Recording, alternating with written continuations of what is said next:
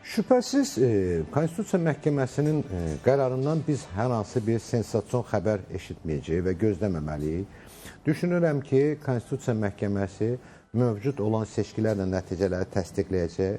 Ola bilsin, bir-iki hansısa bir xırda məsələ ilə bağlı mənfi qərar versinlər, amma o seçkilərin nəticələrinə təsir etməyəcək. Bu baxımdan ki, Paşinyan partiyasının səslərinin azalmasına formasında, yəni təsiri olmayacaq. Bu aydın məsələdir. Bilirsiniz, müxalifət partiyalar müraciət edə bilər, tələb eləyə bilərlər ki, ciddi qanun pozuntuları və s. Amma bu cür seçkilərdə bir göstərici olur. Əgər doğrudan da bu seçkilərin nəticələri xalqın səs verməsi ilə uyğun gəlməsəydi, biz indi böyük bir mitinqləri, etirazları Ermənistan paytaxtında görərdik.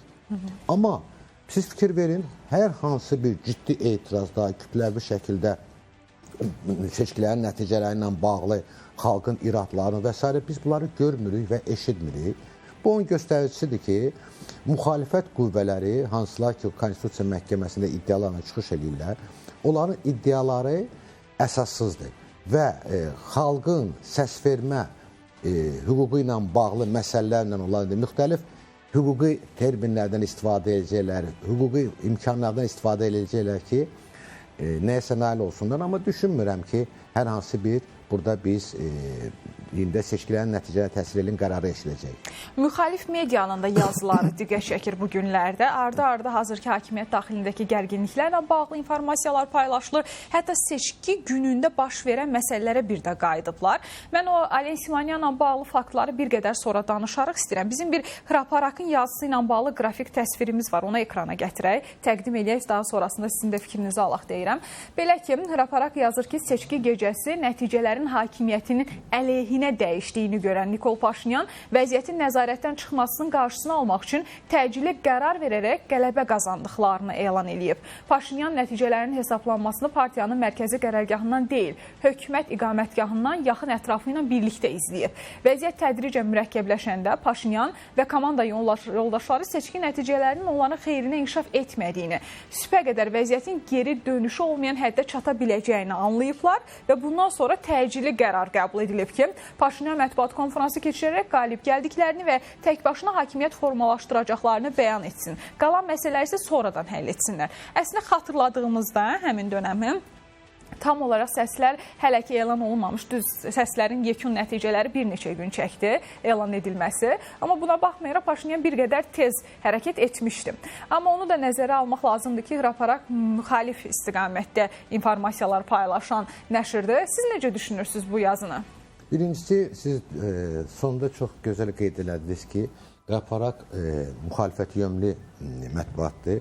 Amma müxalifət yönlüdən də başqa biz onun araşdırmasını, mən vaxtilə araşdırmışam bu mətbuatla bağlı. Ona görə ki, həddindən artıq çox sensasiyon xəbərlər, inside məlumatlar paylayır və onların olur ki, təsdiqini tapır, amma böyük əksəriyyəti sonra öz təsdiqini tapmır.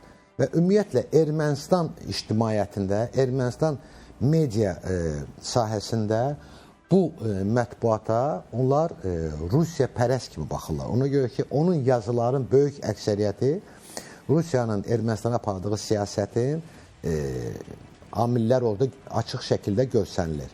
İndiki zamanda, bax, bu səslənən məlumatdır. Bəli, Paşinyan biraz tez çıxıb elan eləmişdi və ona sual da vermişlər mətbuat konferansında ki, axı, rəsmi məlumatlar elan olunmayıb, siz bunu deyirsiniz. O da deyib ki, bizim hər bir seçki məntəqəsində öz nümayəndəmiz var, artıq protokollar imzalanıb və o protokollara uyğun olaraq biz bunu elan eləməyə kifayət qədər faktımız var. Bəli.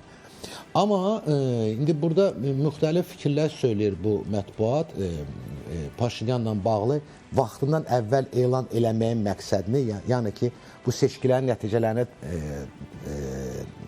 düzəltmək üçün istiqamətlənmiş Yəni, bir addım həmin idi. zamana qədər səs hüququndan istifadə etməyən vətəndaşların da fikrini yayındırmaq üçün istifadə edibdir. Amma bu bir qədər də müəmmalı yanaşma deyilmi? Onsuz da həmin saata qədər, yəni artıq səs verənlərin böyük bir qismi öz hüquqlarından istifadə etmişlər. Nə dəyişə bilərdi? Bir neçə faiz səsdən söhbət gedir. Bəlkə də o Sarıq Qaqikyanla bağlı məsələni gündəmə gətirmək istəyir, yəni Hraparak nəşrinin yazarları. Düşünürəm ki, onun vaxtından əvvəl elan olunması bu siyasi xarakter daşıyır. Ona görə ki, Ermənistandakı seçkilər təkcə Ermənistan daxili prosesi deyildi. Biz bunu açıq gördük.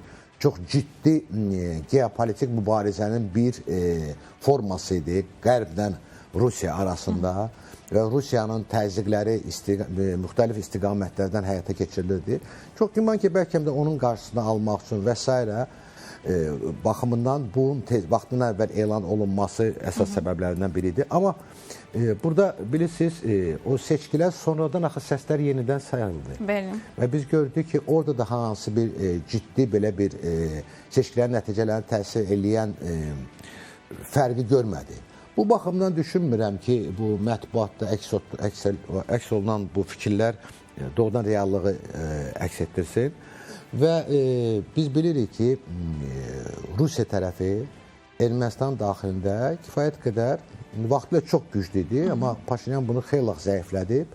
5-ci kolonu mövcuddur və 5-ci kolonun ətrafında da xüsusi onların maraqlarına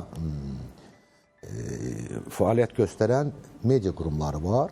Düşünürəm ki, həddindən artıq çox böyük vəsait ayrılmışdır. Həmən o müxalifət nümayəndələrinin hər üçünü demək olar ki, kifayət qədər maliyyə imkanlarına malik bir qurumlar idi. Və həmən o mətbuat da o maliyyə imkanlarından istifadə edib bu cür yazılar yazır.